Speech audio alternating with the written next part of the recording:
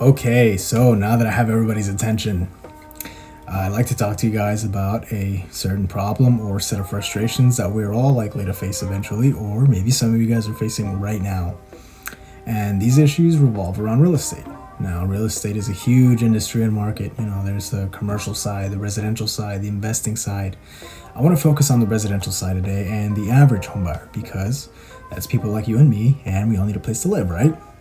So before we get into it, I'm going to give you guys a little background about who I am, why I'm interested. So hey, my name is Mario Barco. I'm a fellow Knight in the College of Business and an accounting student because I want a really exciting job when I graduate. I'm also a licensed realtor and I've been practicing in the industry for the past 4 years. I'm a member of the local, state, and national associations. I hold a few certifications to set me apart and better help my customers, including being a Gold Key certified agent. I work for Dalton Wade Real Estate Group, which is based in St. Petersburg. However, we have agents all over the state, and I personally focus on the Orlando area. Now, a huge part of my job is understanding market conditions, market trends, and the challenges and frustrations and problems that our customers may face, including the problem we're going to talk about today. So some of you may have noticed that there is a slight seller's market. Okay, that was an understatement. The past couple years in real estate have been a thrill ride, to say the least. We've been experiencing a decade's record shortage of inventory, in other words, homes for sale, and a surge of buyers. It's a simple supply and demand issue. There just aren't enough houses to go around for all these willing and able buyers. This creates bidding wars that drive prices up. Now, this has been especially noticeable here in Florida due to our booming tourist economy and massive amount of buyers that are wanting to move into the state. I've personally seen offers submitted at $50,000 over asking go rejected.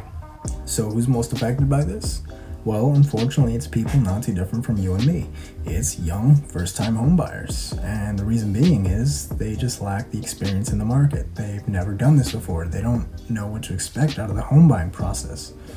And a lot of them just don't have the financial ability to outbid the competition. A lot of first-time home buyers are still in college, freshly graduated. They might be starting out their first career, their first trade.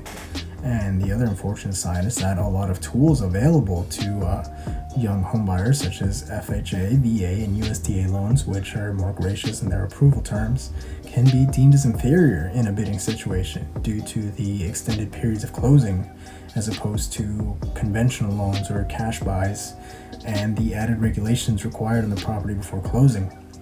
The other unfortunate side is that studies and market analysis have shown that the greatest shortages of inventory are experienced in the more affordable housing brackets or homes under $200,000. Okay, so we get it. The market's tough.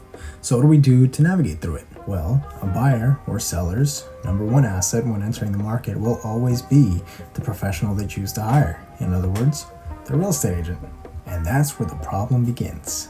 I know, I've already given you enough problems to hear about, right? But if your realtor is supposed to want to help you through all these other problems, how are we supposed to choose them and why?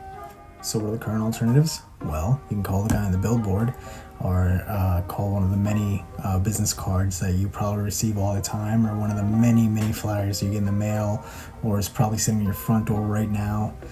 You can check out websites like Yelp, Google Reviews, or you can go to real estate websites like Realtor.com or Zillow. Now, out of all of these options, your top best two are probably Google Reviews and Zillow.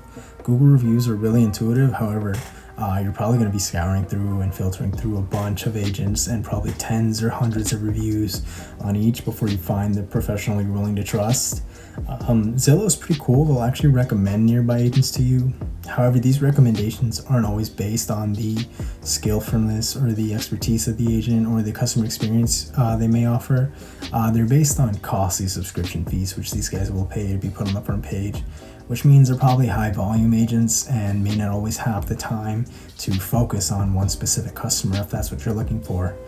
Sometimes it is that brand new agent that's going to give you the customer experience that you want. So now to the good part. Here's my idea. I would like to create a website or an app, easily accessible either way, that compounds that massive time-consuming amount of research that usually goes into finding a professional and puts it into one easily accessible platform. The point being that this software will filter results based on your preset preferences, such as market location, area of realtor's expertise. Maybe you want to buy manufactured homes or ranch land or homes focused on nearby schools, so it'll find agents based on those preferences and specialize in those areas. And it will solely rely on the real estate agent's true customer experience and the reviews that they may be getting and their availability, rather than having them compete through subscriptions. I'd like to add a social aspect to the software to keep people coming back, such as like a message board or timeline where people can learn and ask questions about all things real estate. Basically, a one-stop shop. Realtors would also be eager to join as a new form of exposure. After all, we are considered and work as sole proprietors, so we're always looking for new ways to connect with people. So that's my problem, and that's my idea. I hope you guys like it, and I hope you guys see a benefit for it. Ultimately, the goal of this is to aid the market by helping people connect with the professionals. Thanks.